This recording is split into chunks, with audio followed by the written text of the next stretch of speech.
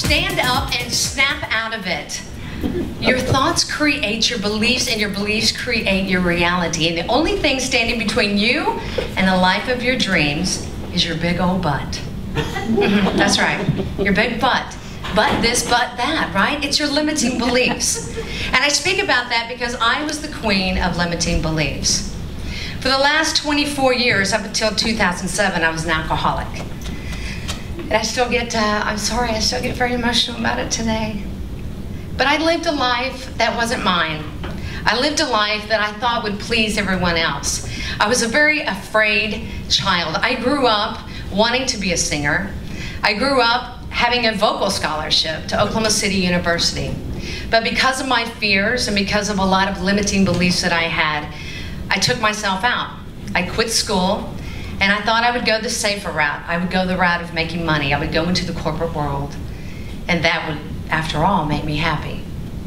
But obviously it didn't, or I wouldn't have drank the way I did.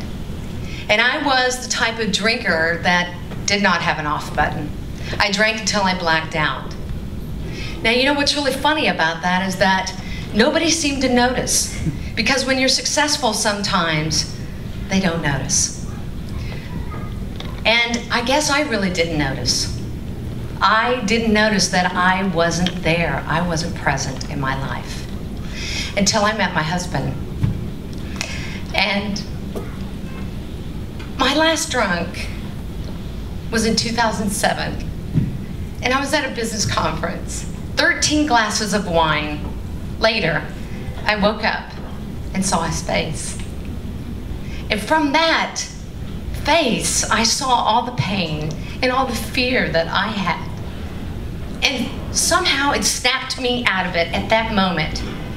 At that moment, I knew that I was destined to lose once again. And so I started a company, and it's called Snap Out of It Women. Because we all have those moments in our lives that we have the choice to snap out of it. And that was it for me, and that was in 2007. So this journey has been more about what I've stopped doing than what I started doing. And what I stopped doing was beating myself up. What I stopped doing was believing that I wasn't worthy, that my time had passed, that I was too old, that I couldn't do that which I loved. And that which I loved is singing and speaking and expressing my internal life through my voice. So I started a women's group. That's how I started out. I started out Snap Out of It Women's. And I surrounded myself with empowering women. And we just began to share. Through that, I started a radio program, again, called Snap Out of It, where I began to talk with many spiritual authors around the world. Anybody that was outside of the box, that could snap you out of the limiting beliefs that you might be in.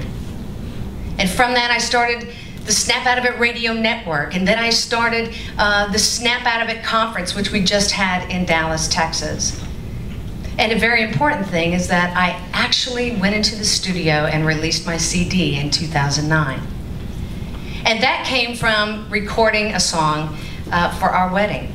And my husband said, "You know what, I think you can sing." And I said, "You do?" Because after all, I didn't believe in myself at the time. So I took his belief. Because he is the type of man, if you say, "Honey, do I look fat in this?" he'll say, "Yes, you do." So I did believe him. And this has been the greatest journey of my life. To finally like who I am. I can finally say, "You know what, DeDe, you're pretty cool." And I'm okay with that. And it has been the most phenomenal journey to really not know where I'm going. Because today, I open up and I'm led by my soul.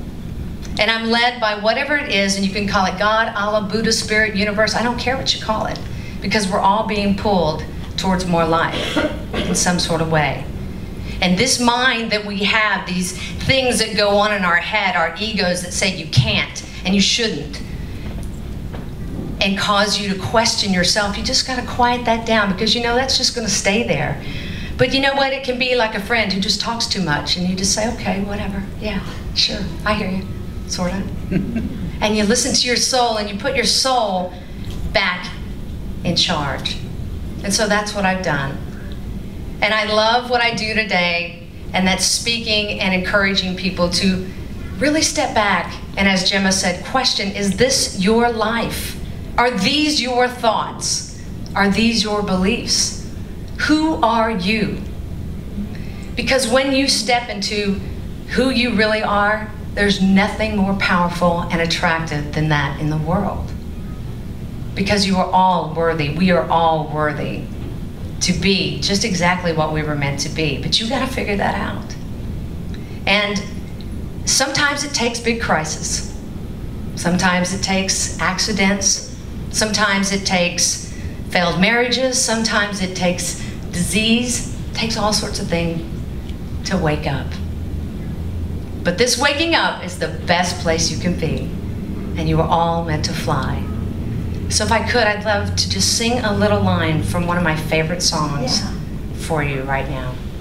Good.